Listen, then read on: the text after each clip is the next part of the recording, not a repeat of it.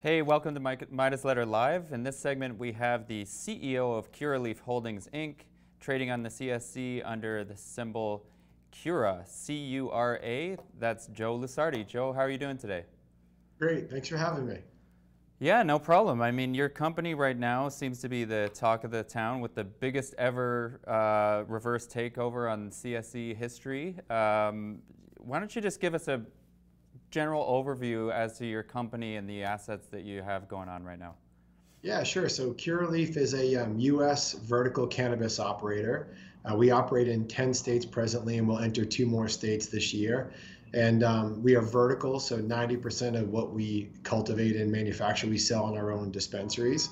Our footprint extends on the East Coast from Maine down to Florida. We also have some operations in Arizona, Nevada, and Oregon.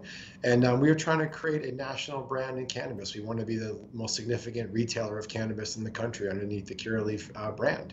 And as you point out, we are really pleased to say that we've done the largest equity raise in U.S. cannabis history. We've taken capital from over 100 institutions around the globe, and we were excited to put that money to work to create a tremendous amount of shareholder value. Great. So one thing I was wondering is if you could comment on the share structure a little bit. So how many shares out and what's the float looking like right now, if you know? Sure. So we have 458 million shares outstanding. And Christine, what's the float?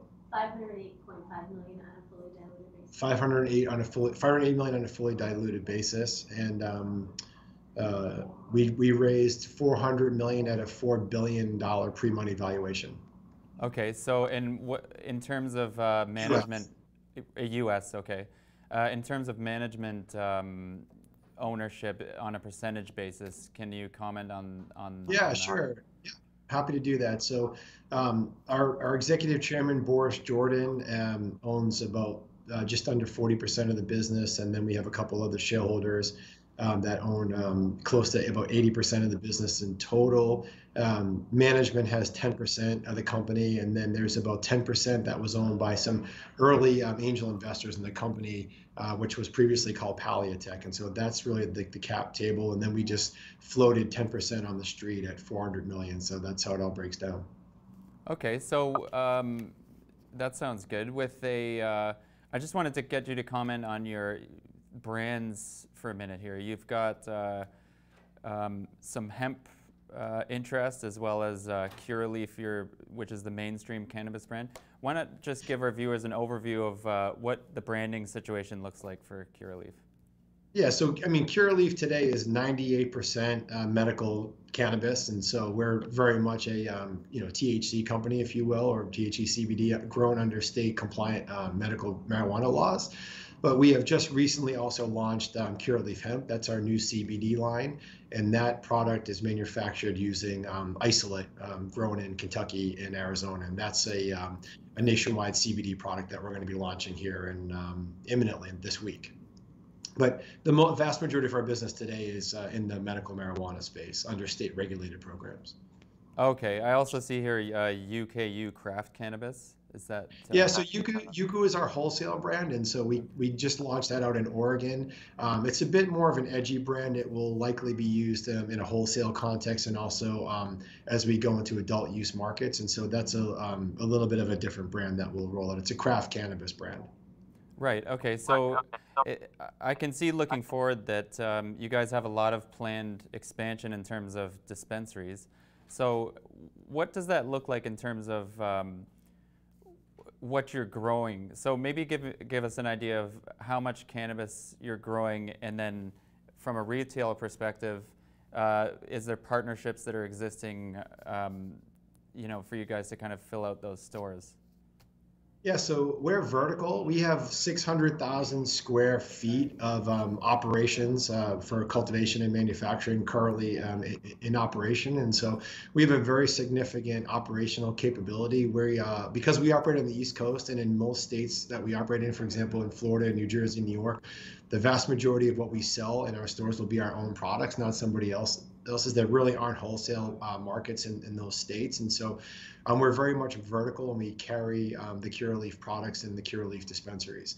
And we have licenses to open up 69 dispensaries throughout the end of 2019 across all of our states. And so we are very rapidly opening up dispensaries across the country. We'll open up another dispensary here this week in Florida, and we're trying to open almost one a week between now and the end of the year. So we're really putting down a very aggressive dispensary network to create access to cannabis. Okay, so in terms of a state-by-state basis, where's your biggest presence? And then also, I'd like to find out if that correlates to sales. So in other words, if you're go ahead. I'm with you. So Florida is is our biggest footprint at the moment. So we have 13 stores open in Florida, and we'll continue to open up stores in Florida through the end of the year. And Florida, as you know, is one of the fastest, or if not the fastest growing cannabis market in the United States. So Florida's adding 3,000 to 5,000 patients a week, some weeks. And so we're very excited about that opportunity. Our Florida license allows us to open up 35 stores in that market. And so we're very aggressively putting down a retail footprint across the state. We do also offer next day statewide delivery in Florida already. So we have a presence throughout the state of Florida, but we'll continue to fill in the map with dispensaries through 2019 until we get to 35.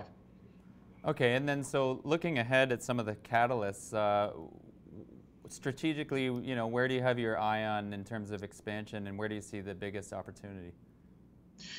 Well, we've been very focused on highly populated states, and we like the limited license, highly regulated framework that exists on the East Coast. We think that it creates a balance between the supply and the demand of cannabis and creates more favorable economic opportunities. And so we'll continue to look at limited license markets. We've got a very full M&A pipeline, and you know, we're keeping an eye on markets like Ohio, Illinois, and other highly populous states that have nascent cannabis markets where we think we can go in and execute our business plan and create shareholder value. So we'll continue to put down money and do accretive acquisitions that allow us to create value for our shareholders. So understanding that you're US focused, what do you think the best case scenario would be politically, and what would that do for your company? So in other words, if moving into the U.S. elections, if cannabis becomes a focus and it's something that looks like it could be legalized federally, just give us an idea how that would change your business. Well, we support the STATES Act, the Gardner-Warren bill, and we've been very vocal in that we need to get a resolution between the conflict between federal and state law. And so we think the STATES Act is a very logical step in the right direction. It gives the states the ability to create their own marijuana policy. And so that's what we support. And we think that if that happens, that will open up banking in a more meaningful way. It will likely open up the debt markets in the U.S. right now, which really don't exist in any meaningful way. And so we think that that's a good step in the right direction for the industry in the United States. Okay, and if that were to not happen, moving forward as a business, how much would that get in the way of your progress, or do you think you'd be able to accomplish your goals anyway?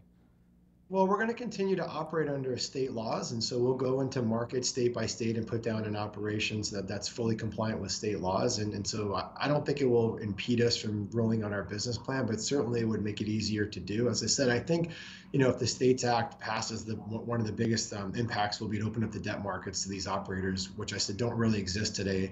Debt is very expensive, and so I think if we can get our financing costs down, that will allow us to grow even faster and create more shareholder value. Great. And just last question for you is, you guys are entering the public scene with the IPO valuation of $4 billion, if I'm not mistaken. So, Correct. Yeah, for investors out there that are looking at this company, what's the value proposition for them looking forward so that they can feel confident in investment in Curaleaf?